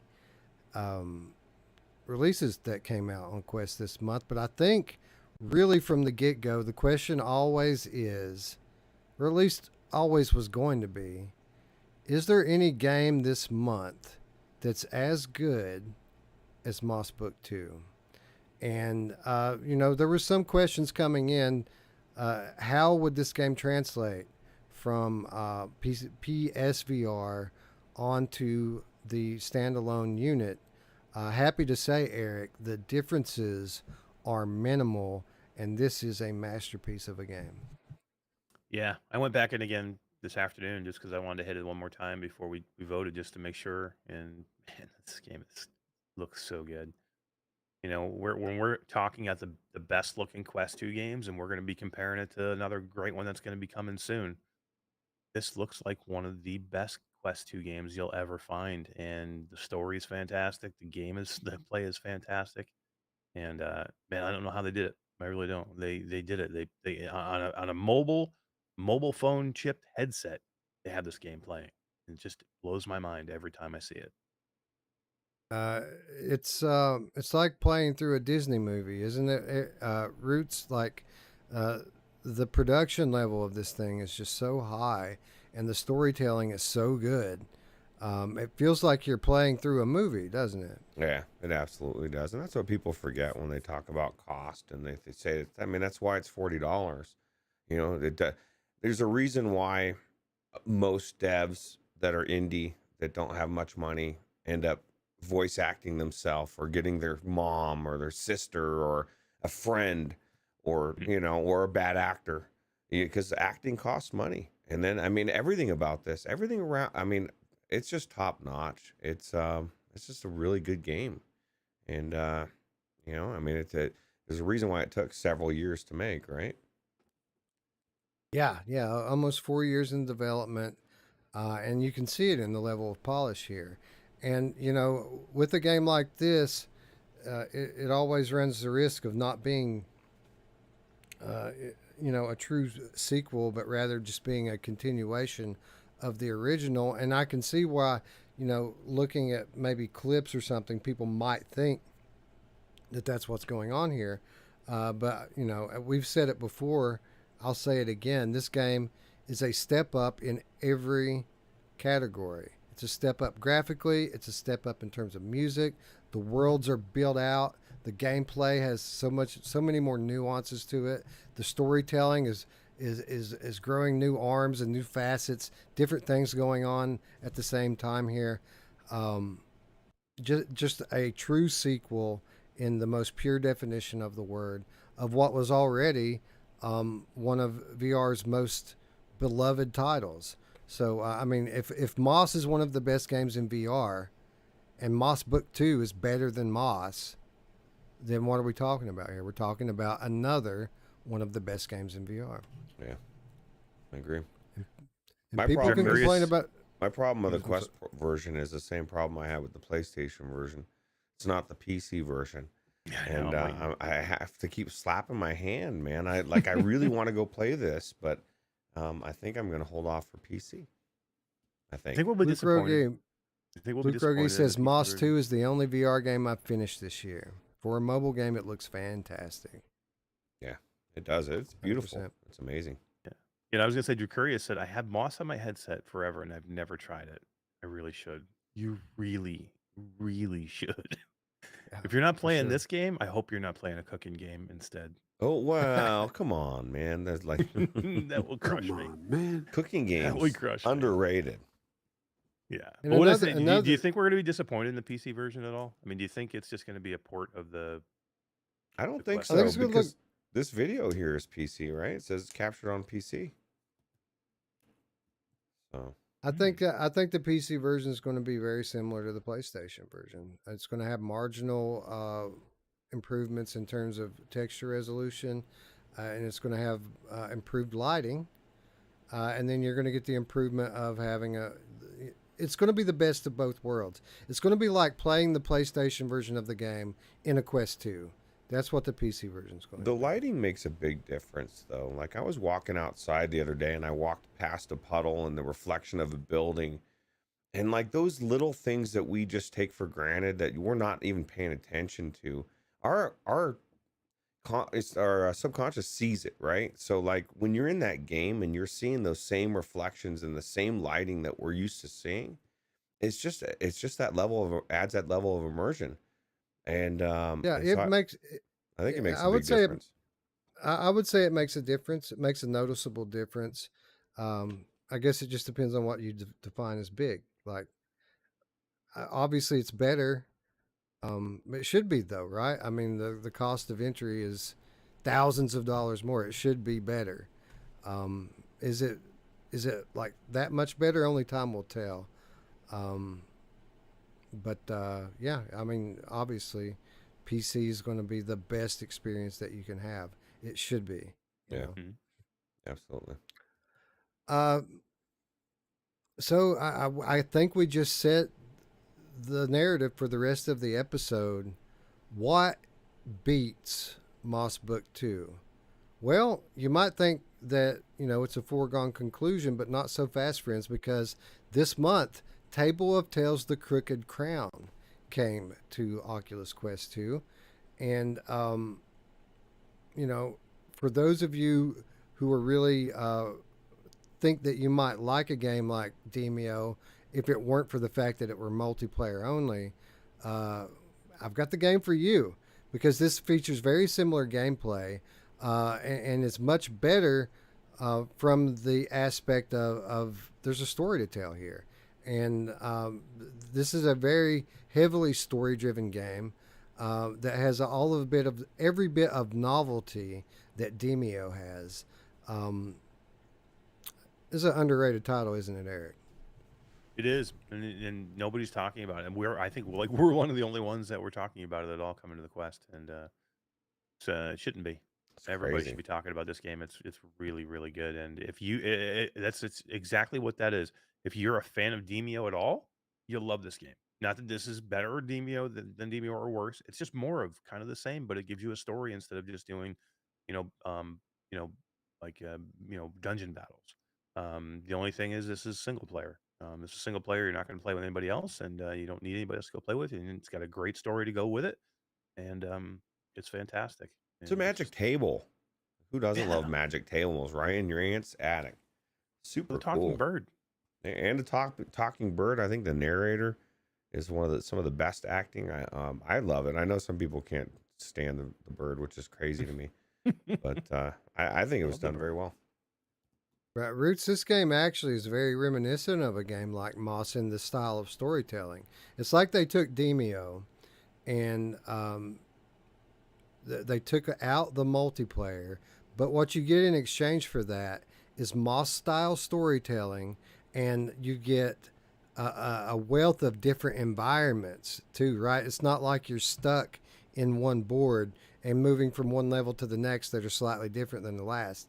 I mean, a wide variety of environments here, a rich story with variants too, by the way. The story's not completely set, your choices affect it. Um, it's like the best of both worlds, right? Yeah, yeah, they did a really good job of, like you said, you can actually affect the outcome of the game. So it gives you replayability and each character. I really like the fact that you get to go to each character's like homeland and learn about that. Like there's something going on in each person's lives. There's a lot of stories. There's like one big arching story and there's like many stories underneath. It's really cool. Mm.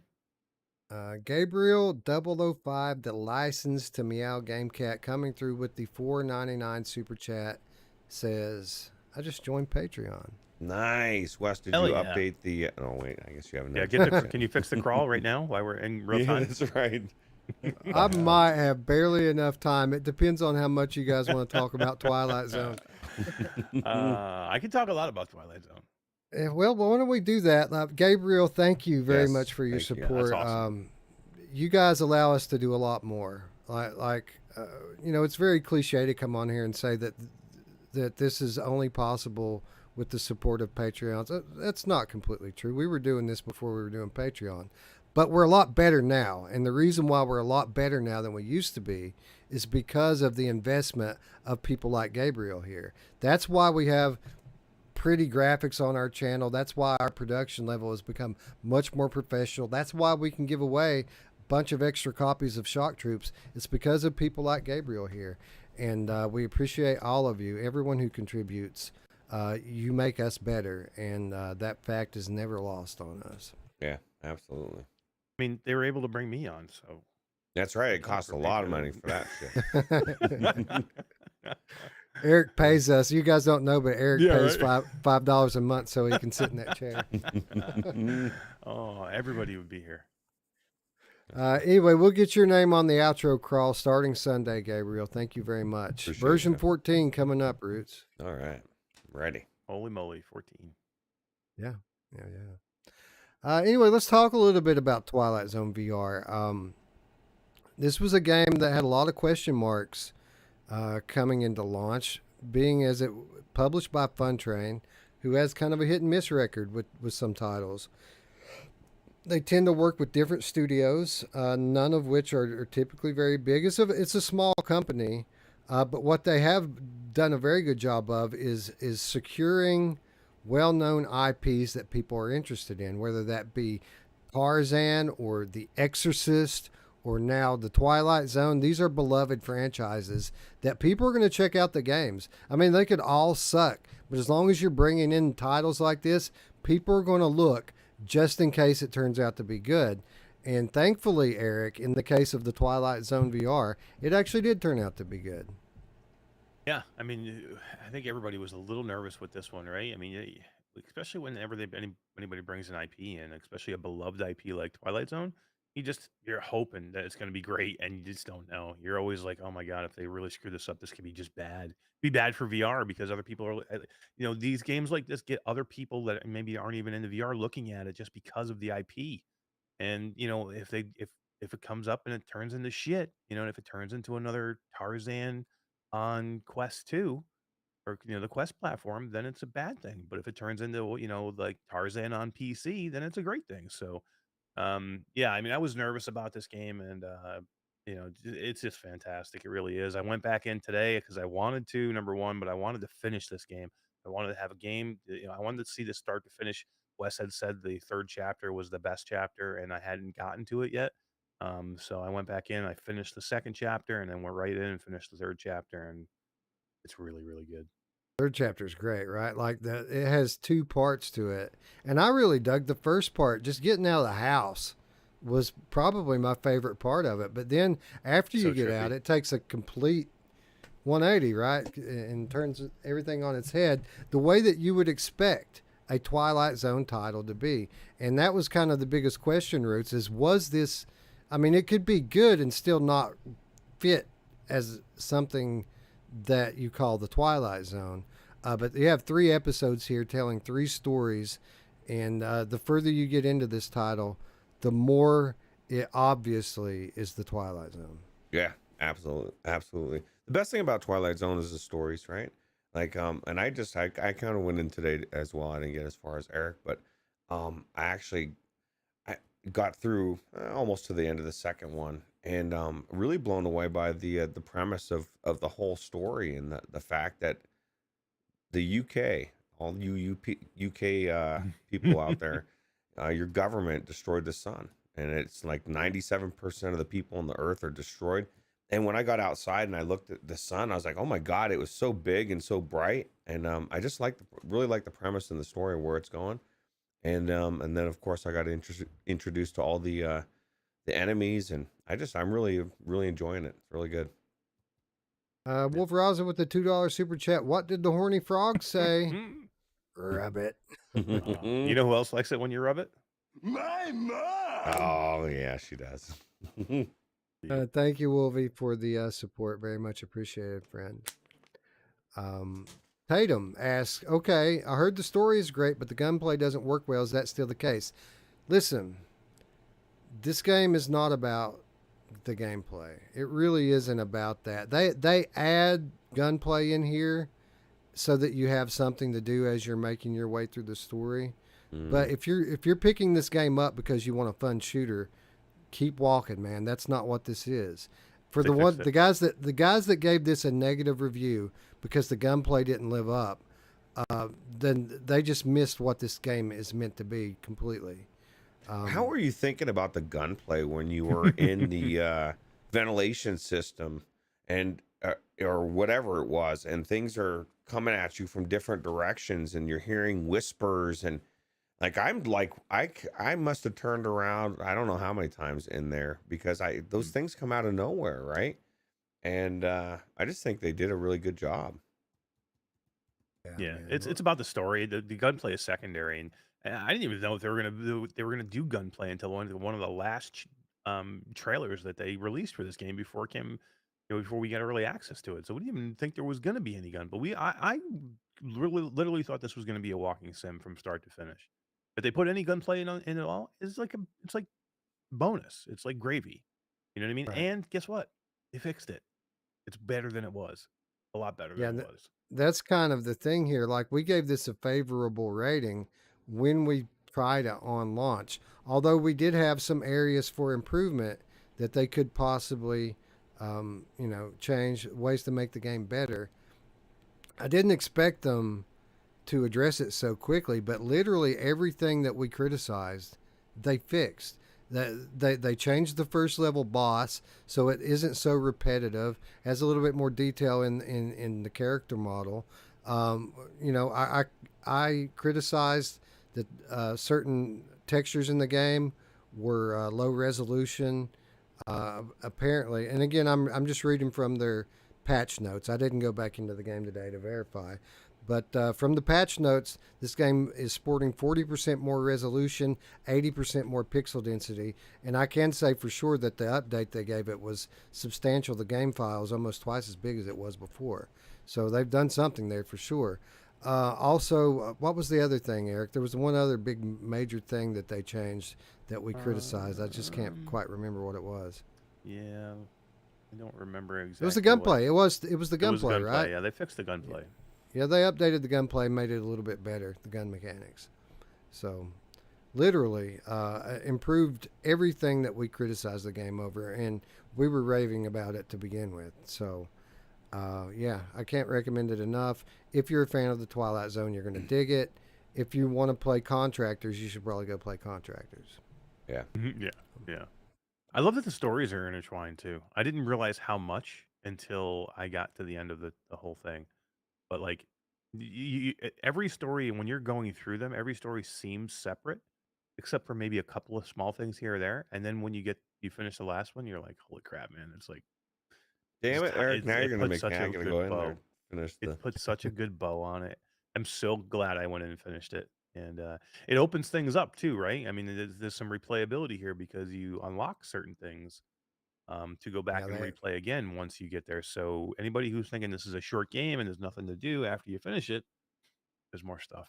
Yeah, there's unlockables that they've added in, and they continue to add unlockables into it, mainly in the form of filters, like visual filters, which normally I wouldn't care about, but in something like Twilight Zone, I mean, you could play through this again in like monochrome or black and white. Yeah. But there's a bunch of different ones. There's not just black and white, but yeah, man, there's definitely some replayability here, and certainly more than there was at launch. I the last chapter too is I can understand why originally. Remember when we talked about it originally? You had gotten through like half of the last. You played through almost the whole entire game except for half of the last chapter, and there is two parts, and that's why originally I think you didn't realize there was gunplay in the last chapter because you don't get the Well, gunplay until almost the end. The whole first part of it is completely like just a complete Twilight Zone mind fuck of a walking sim, and it's so good. It's so well done. Well, when we had originally reviewed it, I made it in the third chapter. I had made it out of the house finally, and I was in the outside area that's kind of like platforming. Mm-hmm. but I hadn't gone back inside to the final area that's on the inside, and that's Right. when you get the gunplay. So that's kind of where I was at. I was almost to the end of the game, but not quite yet. There was Yep. still another 20 or 30 minutes ahead of me that I didn't know. Anyway, great game. On the level of Moss Book 2, probably not. But as much as I would like to say that it's a shoe in, we got to come back to Ruins Magus again, guys, because everything we said about this game on PC holds true on Quest. There's about a dime worth of difference between the two. It was great on PC, it was great on Quest, and I do think this game rivals Moss Book 2 because, like Moss Book 2, it's a game that's good in every way. So I don't know, man. Eric, Quest 2 game of the month. What do you got? Can we do a winner and 2 runners up? Do Because that's you where think I'd like to go. you I wanna think it's cheat. called for? I want to cheat, man. I want to cheat. You know me. I always want the Cheat. easiest way out that we can get. Because for me, I would vote for Moss as the winner. I would vote for, I don't know. I'd vote for Twilight Zone and then Ruins Magus. So you put Twilight Zone over Ruins Magus. I had a really good time in Twilight Zone, and I'm so glad I Wow. finished it. You got to, anybody out there who's playing the Twilight Zone, if you get through the first one and you're like, okay, I'm just going to stop there, you got to play the second and third chapter. You're doing yourself a disservice if you don't. It's really good. It's kind It's a of little short. It's kind of short. That's the only dig I can give it, Wes. Especially now that they fixed some of their stuff. And if I can get you know what? There's not many games that we can freaking go in and beat in 4 or 5 hours. I kind of like it. especially if it's not $1 million. You know what I mean? Give me an inexpensive game that I can go in and I feel good now that I beat this game and I got a chance to see an ending. So I mean, every game doesn't have to be 40 hours to where I'll never be able to get a chance to finish it. So Especially in a world where we're overcharged to go watch a movie. People pay Yeah. 15, $20, no problem. And you're getting a much better experience and a movie, or I guess a story. So The one and only truth sayer is going with Shock Troops. So I like it. I guess Four since games? he's the one and only truth sayer, then that's it. game over. It's Yeah. Shock Troops.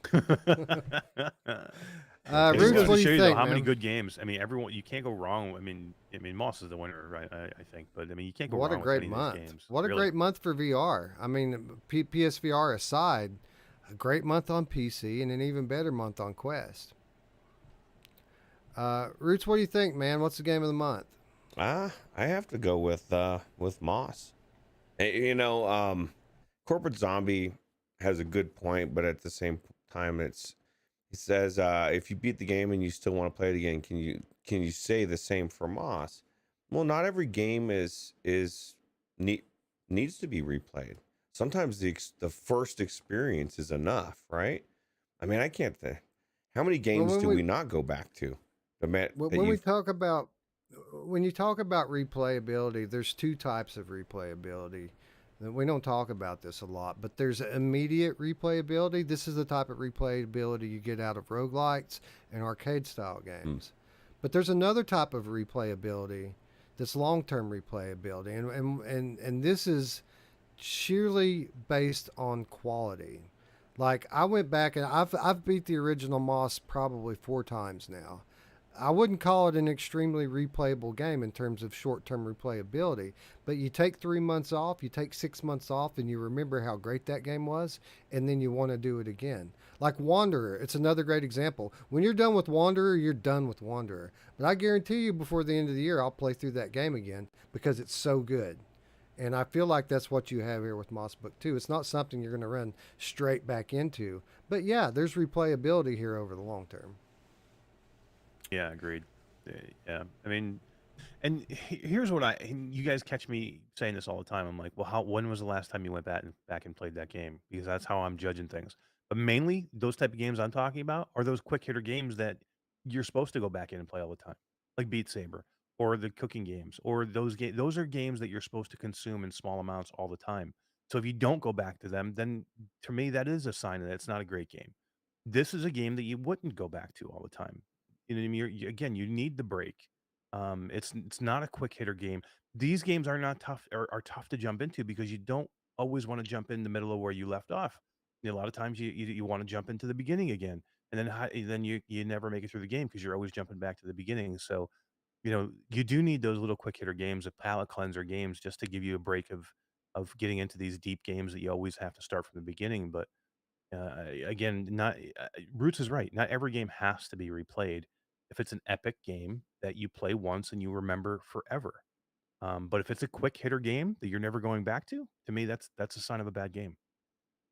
You know Beat how Saber. cool is it? Exactly. How, you know, Quest 2 is typically marred down by these palate cleanser games. It makes up the majority of the catalog. But when we look at the list for Quest 2 this month, I mean, I'm seeing quality here. I'm seeing stuff that you're going to want. I mean, there's 3 titles on here that are heavily story-driven games that are just exactly what you talked about, stuff that you're going to be playing for a while to get through it.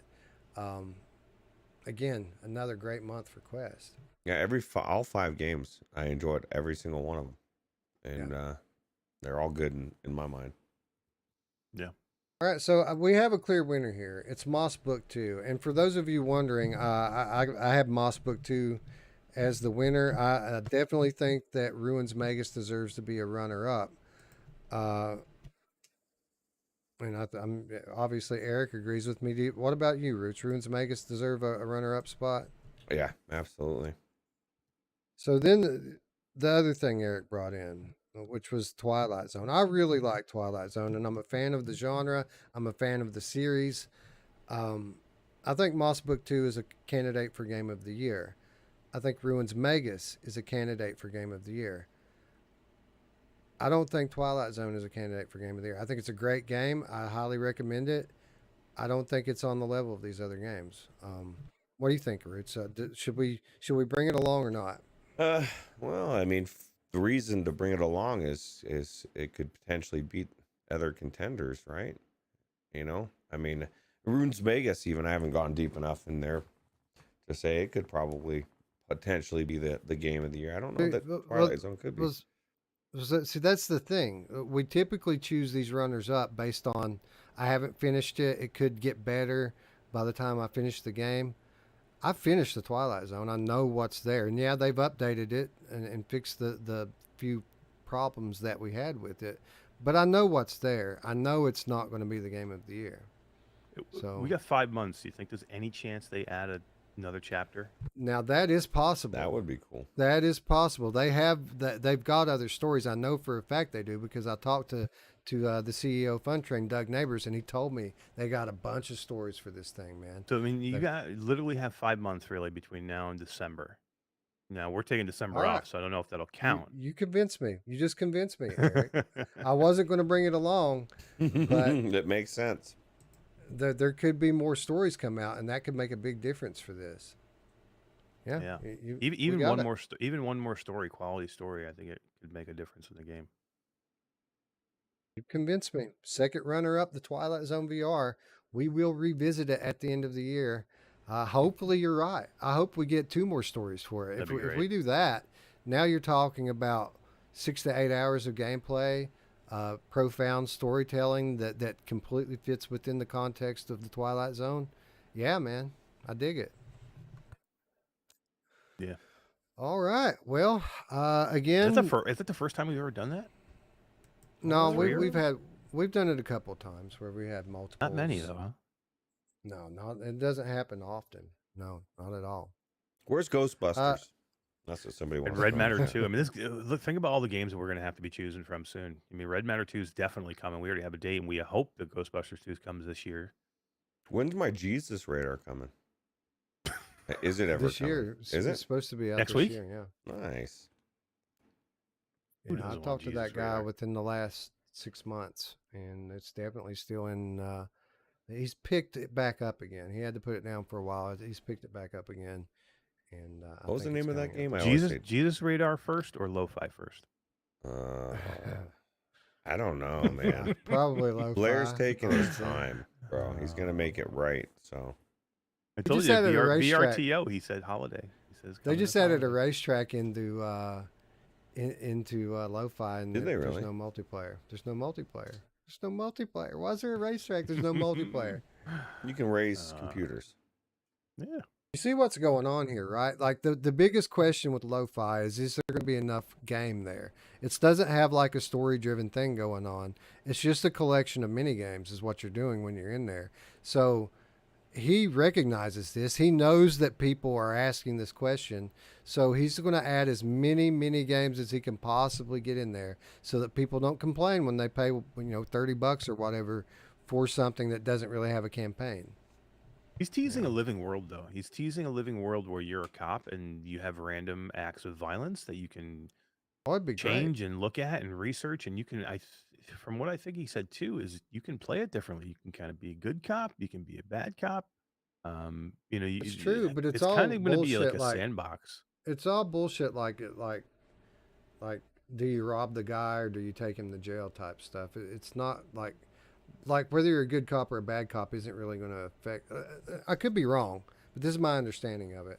I'm not saying this is going to be bad. What I'm saying is, I think it would be better if it were more like Technolust than it is. Like if it were a true sequel to Technolust that's kind of semi-open world like Lo-Fi is, I think it would be great. Or if you want to have this kind of world where it's all about the environment and hanging out, then it should be multiplayer. It should be have like a VR chat component to it where people can create their own avatars and hang out in this cyberpunk world. That would be cool too. Yeah, that'd be great. Yeah. Alex VR says Hellsweeper is dope. Hellsweeper is dope. I just hope that Vertigo is kind to us the way that Mixed Realms was. I already sent Rick at Vertigo a email, and because Tam2 told me to, and that guy has never responded to any of my emails. So Me neither. if you're watching, think he Rick, hates- I think he hates suck us. my nuts. Rick sucks it. But Tam2's great. We love Tam2. Yeah, Tam2's awesome. Skeeva's pretty cool too. He's all right. Anyway, I think that's going to wrap our episode. Congratulations to our winners again. Hit me up on Discord with your email addresses so I can get your prizes out to you in short order. To recap, PCVR Game of the Month, Ruins Magus with Lost Ember coming in as the runner-up. Quest 2, no-brainer. Moss Book 2 ran away with it. But we had two runners-up, Ruins of Magus, the first runner-up, and then we're holding out hope that Twilight Zone VR gives us some more stories. So more to come on that later in the year. Anyway, what it all adds up to is a great month, a great July for VR, and August shaping up to be quite nice, as well as Red Matter set to hit our inbox tomorrow, guys. We should have that game. And from the looks of GT's video, it's gorgeous. How's the story? I'm taking excited my to see. quest. I'm taking my quest. to I've been Phoenix. really curious. I'm looking forward to it. I'm taking my quest to Phoenix with me just so I can play it. Nice. I'm going to Phoenix this weekend, guys. Are you Go gonna, to go to a show with Alex and Skiva out there. We're going to be showing people VR. We're going to be running the booth. That's awesome. The trade. What's in Phoenix? It's What is it? Alex. What's the name of it again? It's I always get it wrong. It's the Game On Expo at the Phoenix Convention Center. And Alex and Skiva volunteer their time, and they set up they set up a huge booth, and they got a whole bunch of like they went to Pimax and Oculus and got headsets and haptic vests to show to people.